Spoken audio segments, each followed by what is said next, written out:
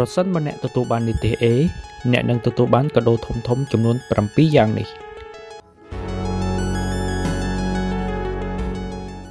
ទី1គឺកិត្តិយស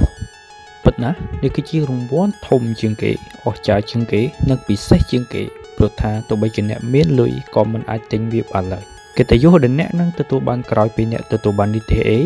គឺមនុស្សជុំវិញខ្លួនអ្នកនឹងចងចាំនៅឈ្មោះរបស់អ្នកដែលភ្ជាប់ជាមួយនឹងពាក្យថានីតិ A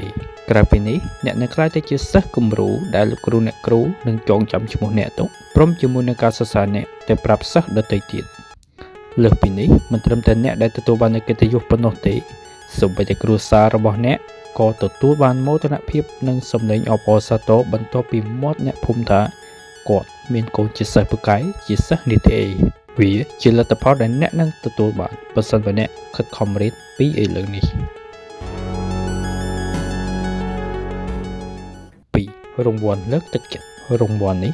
គឺទទួលបានខុសៗគ្នាទៅតាមសាលាតាមខេត្តនិងតាមរាជធានីរង្វាន់លើកទឹកចិត្តនេះអាចជារង្វាន់មិនសូវច្រើនតែវាជាចំណុចមួយដែលជាលទ្ធផលផ្ដល់ឲ្យយើងក្រោយពីយើងបានខិតខំចំណាយពេលវេលាទាំងកាយទាំងចិត្ត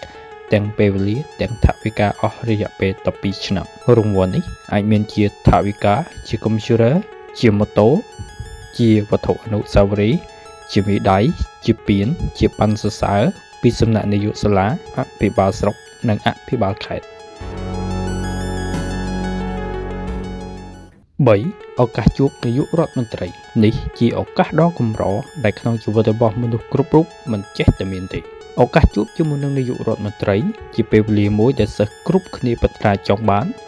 ព្រោះថាការខិតខំប្រឹងប្រែងរយៈពេល12ឆ្នាំមានឱកាសបែបនេះមួយដងទេក្នុងឆាកជីវិតជាសិស្សវិទ្យាល័យនៅពេលដែលអ្នកទទួលបានឱកាសជួបជាមួយនឹងថ្នាក់ដឹកនាំប្រទេសក្នុងកម្មវិធីសំណេះសំណាលជាមួយសិស្សនីតិ A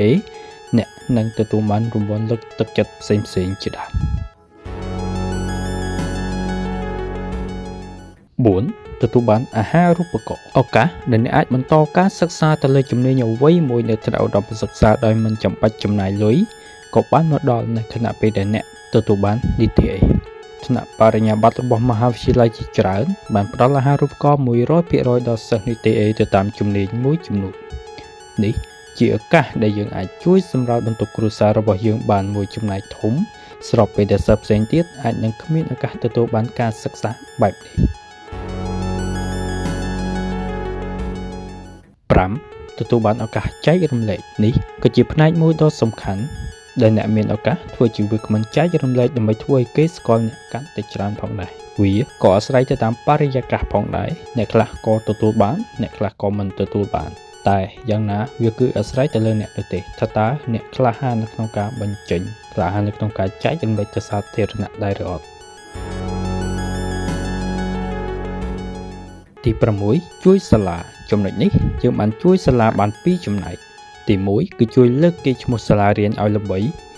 ទី2គឺជួយអភិវឌ្ឍសាលារៀនតាមរយៈថវិកាដែលសម្ដេចនឹងឲ្យទៅសាលាដើម្បីជួយអភិវឌ្ឍសាលារៀននេះជាចំណុចមួយដែលពិសេសបើសិនជាអ្នកទទួលបាននីតិ A 7រង្វាន់ផ្សេងរង្វាន់នេះអាចថាអ្នកនឹងទទួលបានតាមរយៈព័ត៌មានផ្សព្វផ្សាយដែលរង្វាន់បច្ចុប្បន្នមានជាច្រើនដូចជាការញ៉ាំនៅភេសជ្ជៈហ្វ្រីការទទួលបានវ៉ែនតាការទទួលបានថែទាំសុខភាពការទទួលបាននៅរង្វាន់ផ្សេងជាច្រើនទៀតទៅតាមអ្វីដែលគេនឹងផ្ដល់ជូនអ្នកតែវាក៏អាស្រ័យទៅលើអ្នកដែរតើអ្នកអាចទទួលបានព័ត៌មាននេះលឿនឬឆាប់សរុបជារួមមកយើងឃើញថាផ្លែផ្កាចំនួន7នៃការខិតខំប្រឹងប្រែងរៀនយកនីតិ A របស់អ្នកគឺមិនអត់ប្រយោជន៍ឡើយសូមអ្នកចំណាយពេលវេលាទៅលើការសិក្សាឲ្យបានច្រើនបំផុតព្រោះថាពេលនេះគឺអ្នកអាចនៅមានពេលដើម្បីរៀនយកនីតិ A នេះគឺជាឱកាសដែលមានតែមួយដងគត់សម្រាប់ជីវិតអ្នកជាសិស្សវិទ្យាល័យ